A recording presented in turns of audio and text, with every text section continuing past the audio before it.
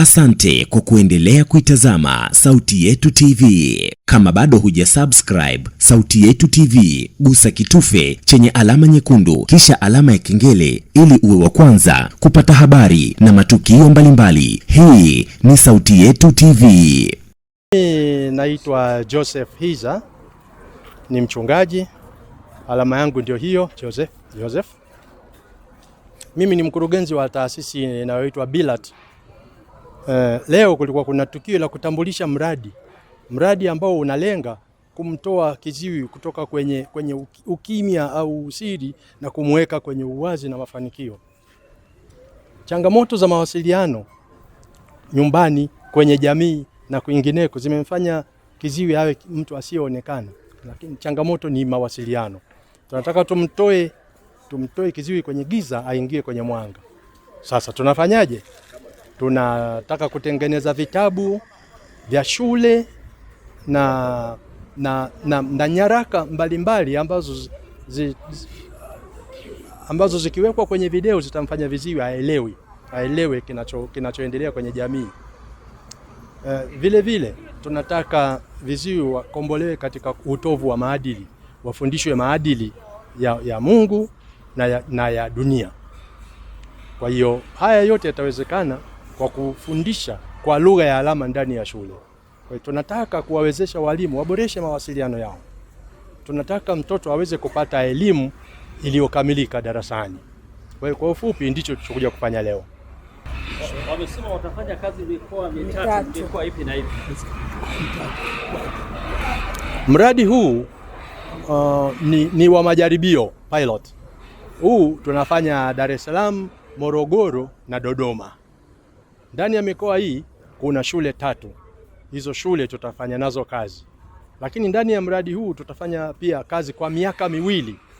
Miaka miwili hii itatuwezesha kufanya utafiti na kukusanya takwimu za kuonyesha mafanikio ya njia tutakazotumia, ili kuionyesha jamii na serikali kama njia hii ni bora, basi tuwe na ushahidi kama ndio njia bora ya kufanya kiziwi ajitambue na kufahamu na kutengeneza mustakabali wake. Kuna shule ya Kigwe hapa Dodoma, kuna shule ya Buguruni viziwi Dar es Salaam, na kuna shule ya Kilakala Morogoro. Tunajua shule ziko nyingi. Kwa mfano hapa Dodoma sio Kigwe tu, lakini tunashirikisha pia shule ya Kisasa. Sababu chanzo hasa tusemeje, hakuna mtu anaweza kumuongoza mtoto kama sio mzazi. Sasa mzazi akiwa gizani atamfundisha vipi mtoto? Kwa hiyo tumeona watoto wanaanza kukwama nyumbani. Hata wakitoka nyumbani wanapoingia shule wanakuta Kiswahili ambayo ni lugha ya kigeni, hawajui. Ni lugha mpya kwao. Kwa hiyo wanapomaliza shule ya msingi ufahamu wao hautoshi kusoma na kuandika. Kwa hiyo sasa tufanyeje? Sisi wenyewe viziwi tumesoma humo. Mimi nimesoma. Mazingira ninayajua. Tunajua kiundani ni wapi tufanye nini tuondoe tatizo hili. Kwa kuwa hakuna mtu yeyote anayejitokeza, sisi wenyewe tumeamua kuchukua hatua ya kuboresha mustakabali wetu. Kuna gharama za mradi huu tuna ufadhili kutoka Uholanzi. Lakini pia sisi tuna fungu dogo la kutuwezesha kufanya huu utafiti. Mfadhili hawezi kukupa kila kitu. Kwa hiyo sehemu nyingine tumetafuta wenyewe. Kwa hiyo tangu mwaka 2014 mpaka sasa tumekuwa tukikusanya kidogo, kwa sababu unapotafuta mfadhili anakuuliza wewe una nini? Kwa hiyo sisi tumeonyesha ushahidi kwamba tuna kianzio, basi wafadhili wametupatia nyongeza. Bilat, Biblia ya lugha ya alama Tanzania. Lakini Bilat sio taasisi, isipokuwa ni umaarufu. Ilikuwa ni timu tu ya watu wanaotafsiri. Walikwenda viziwi nchini Kenya kujifunza kutafsiri ujumbe wa Biblia, kuutoa kwenye maandishi na kwenye sauti kuweka kwenye video. Huo ndio ulikuwa mradi wa kwanza kabisa kwa hao vijana. Kwa hiyo walipokuja wakasema mradi wetu utaitwa Biblia kwa lugha ya alama ya Tanzania. Walichukua muda mrefu wamekaa miaka 8. Kwa hiyo miaka 8 yote wamekuwa wakifanya kazi hiyo ya Biblia tu, lakini waliporudi tukaanzisha taasisi kwa malengo makubwa zaidi, sio Biblia peke yake. Tumeanzisha taasisi hii inaitwa SLDO, maana yake Sign Language Translation Organization, Tanzania Sign Language Translation Organization. Sasa kwa kuwa kazi ya kwanza tulianza nayo ya Biblia, taasisi nyingi zimezoea kutuita BILAT kwa maana ya Biblia ya lugha ya alama ya Tanzania, lakini sio jina la taasisi. Taasisi kamili ni TLSDO, Tanzania Sign Language Development Organization. Asante. Ndugu zangu, leo tumekusanyika kwa tukio la kipekee linaloashiria dhamira ya taifa letu la Tanzania kujenga usawa, mshikamano, uzinduzi kujenga usawa na mshikamano. Lakini uzinduzi wa mradi wa Bright Future wa shirika la Tanzania Sign Language Translation Development Organization ni ushahidi wa dhahiri kwamba serikali ya Jamhuri ya Muungano wa Tanzania kwa kushirikiana na wadau imejidhatiti kuhakikisha kila raia anapata haki na msingi ya mawasiliano bila kujali hali yake. Ndugu zangu, serikali yetu imeweka mkazo mkubwa katika kujenga taifa jumuishi kupitia sera za elimu, afya na huduma za jamii. Lugha ya alama ni moja ya nyenzo muhimu ya kuhakikisha Watanzania wenye ulemavu wa kusikia kwa maana ya viziwi wanashiriki kikamilifu katika maendeleo ya taifa, na mradi huu umekwenda sambamba na malengo ya taifa, lakini dira ya maendeleo ya 2050 na utekelezaji wa ajenda ya maendeleo endelevu ya Umoja wa Mataifa, yani SDGs. Ndugu zangu, kwa kusikiliza na kuona yaliyofanyika hapa, mimi nimeona kabisa mradi huu unakwenda kuimarisha tafsiri ya matumizi ya lugha ya alama ya Tanzania katika taasisi za umma na taasisi binafsi, pia katika mikoa hii mitatu ya kuanzia.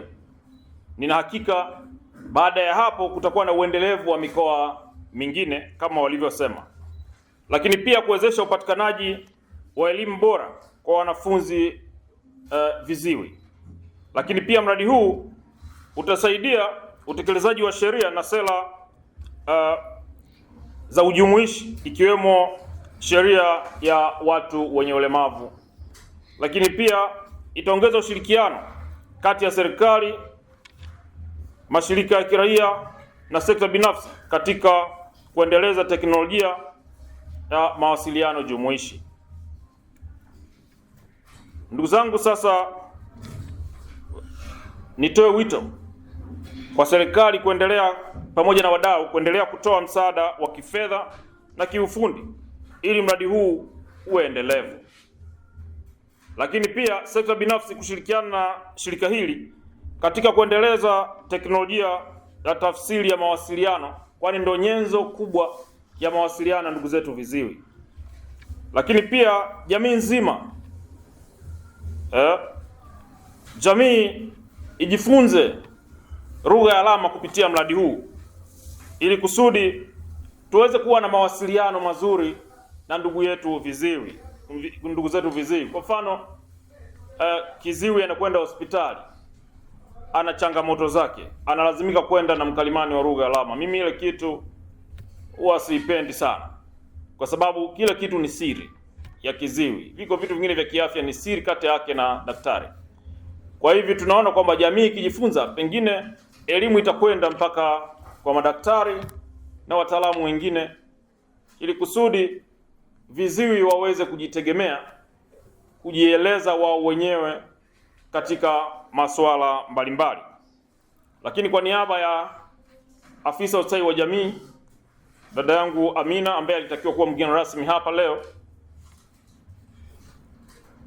Napenda kupongeza shirika la Tanzania Sign Language Translation Development Organization kwa kuanzisha mradi huu wa Bright Future. Ni matumaini yangu kwamba mradi huu utakuwa chachu ya kujenga taifa lenye ushirikiano, usawa na maendeleo jumuishi.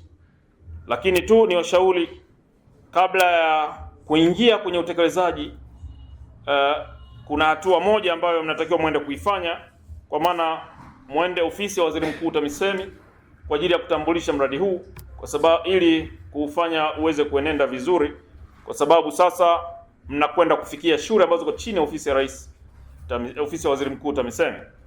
Kwa hivi baada ya hapa ninawashauri mpite huko ili kusudi mradi huu uweze kwenda bila vikwazo. Mungu ibariki Tanzania. Mungu bariki kazi hii ya Bright Future. Asanteni kwa kunisikiliza. Kwa majina naitwa Restuta Benasta Manumbu. Naishi Nzuguni. Mimi nimebahatika kuishi na mtu mwenye uziwi. Pia nimebahatika kupata mtoto ambaye ana uziwi kiasi, yaani hasikii vizuri na yeye kidogo sana. Changamoto ninayoipata,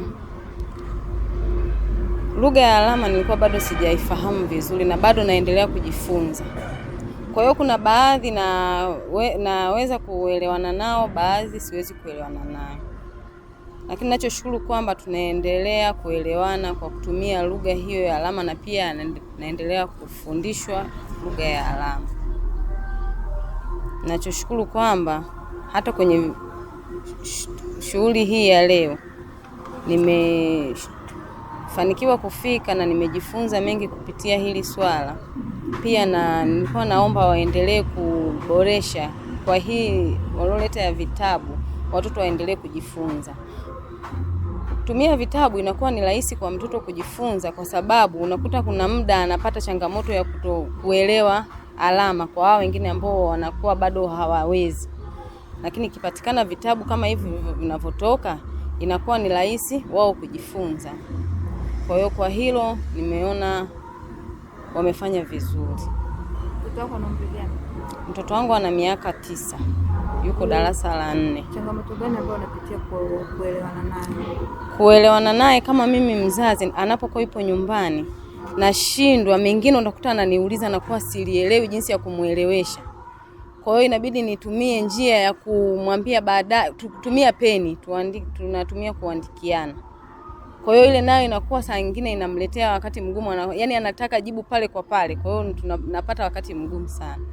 Lakini anapokuwa ameenda shuleni anajichanganya na wenzake, anakuta ile hali, yani anaisahau kabisa kama kuwa na wenzangu, kumbe na wenzangu na wengine wana hili tatizo. Kwa hiyo hicho ndio ninachopitia. Pengine sasa baada ya mradi huu kutambulishwa, matarajio yako ni yapi? Matarajio yangu ni kwamba mimi mwenyewe kama mzazi naendelea kujifunza kupitia huu mradi.